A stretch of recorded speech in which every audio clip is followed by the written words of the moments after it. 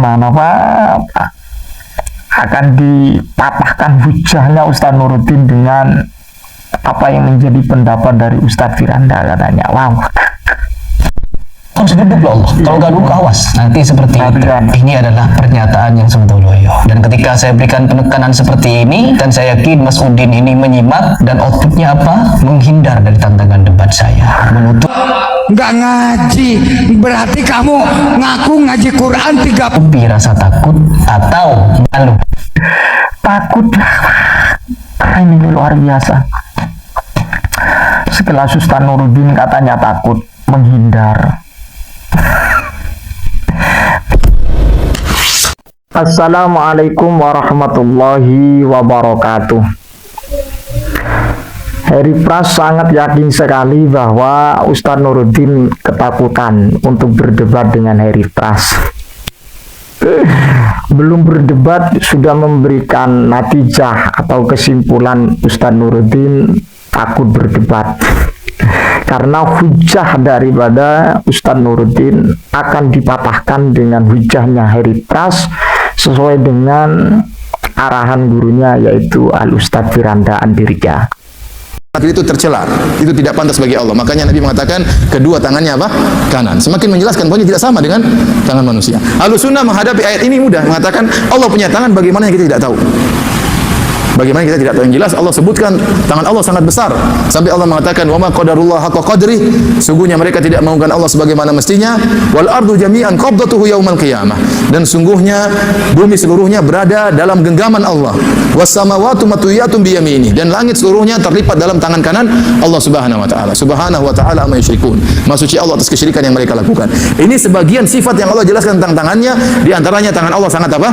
Besar, sehingga bumi dalam genggaman tangan Allah Subhanahu wa taala, langit-langit dilipat dengan tangan kanan Allah Subhanahu wa taala. Kita reaction ya.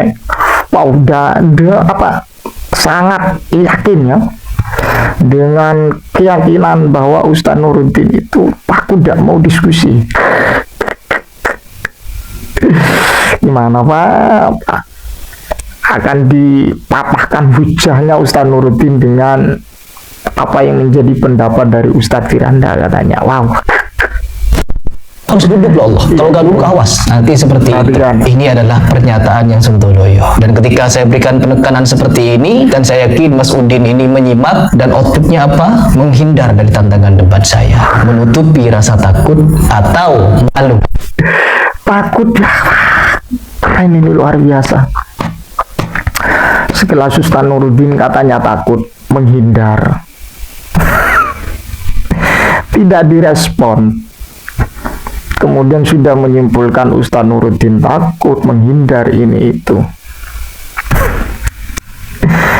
Caranya gampang Pak. Caranya gampang Heri Pras itu.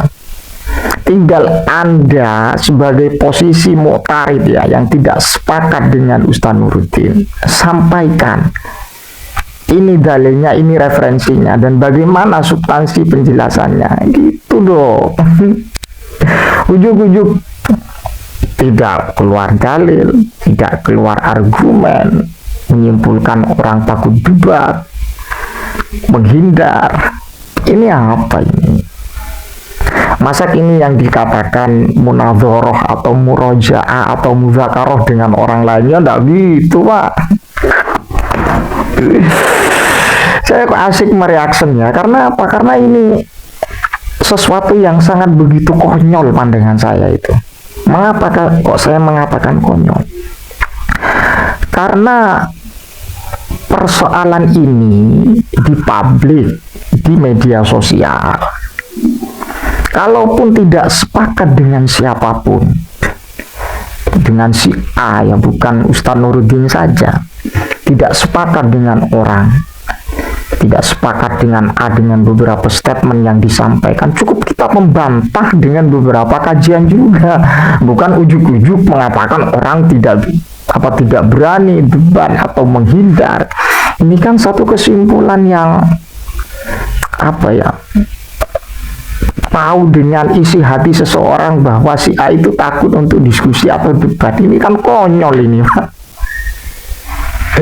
Lanjut, ini apalagi akan dipatahkan dengan hujahnya ustadznya. Kalau ingin berhujah itu jangan pakai ustadznya Pak, tapi pakai kitab. Apa yang disampaikan dengan Ustadz Firanda, hujahnya akan terpatahkan. Ini macam apa ini? Katanya ulama salaf yang digadang-gadang, yang diprioritaskan, yang diutamakan. Tapi kok Ustadz Firanda? Dia teman-teman.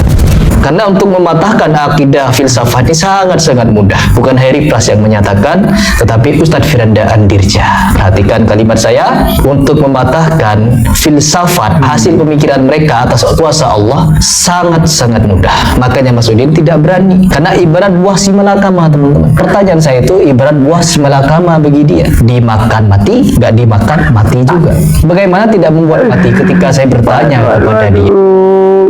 Ibarat buah simalakama Pak. Coba hujahnya, bahasa Arabnya apa gitu, kemudian dijelaskan, disampaikan secara detail. Kalau memang tidak bisa menjelaskan secara detail, ya secara spesifik apa persoalan.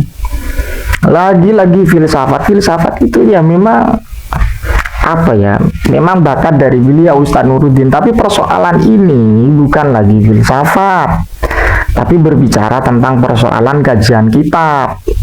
Karena apa? Coba dicek kembali yang sepakat dengan Harry Plas ini. Apa yang disampaikan Ustadz Nuruddin dari Maqalatul Ulama, Al-Imam Fakhruddin Ar-Razi, dan kemudian Al-Imam Al-Ghazali, dan kemudian hadisnya apa, dan kemudian redaksi kitabnya apa, dan kemudian redaksi ayat Al-Qur'annya apa, itu loh dibantah. Ujuk-ujuk orang kok dikatakan tidak bisa menghindar, tidak mau debat. Ini kan satu kekonyolan. Kekonyolan, dan siapapun bisa berbicara tentang ini. Coba dijelaskan ketika Anda tidak sepakat dengan persoalan tentang apa yang dibahas oleh Ustadz Nuruddin, ya apalagi persoalan Ar-Rahmanu 'alal 'arsy istawa. Ini bukan persoalan yang baru ini Pak, ini persoalan yang lama. Ini dari kelompok Wahabi itu ya, kelompok Wahabi itu sudah mempersoalkan ini. Persoalan ayat asma wa sifat, redaksi ayat al-yad, dan kemudian redaksi ayat al-wajhu, Ar-Rahmanu 'alal 'arsy istawa, dan kemudian juga ayat-ayat yang lain yang bersifat mutasyabihat. Kurang lebihnya seperti itu. Ini bukan persoalan yang baru, ini persoalan yang lama Pak. Sebelum saya dan Anda hidup ini sudah ada persoalan. Dan memang kalau kita ingin berkaca kepada apa yang menjadi persoalan ulama terdahulu, itu sudah tertata rapi.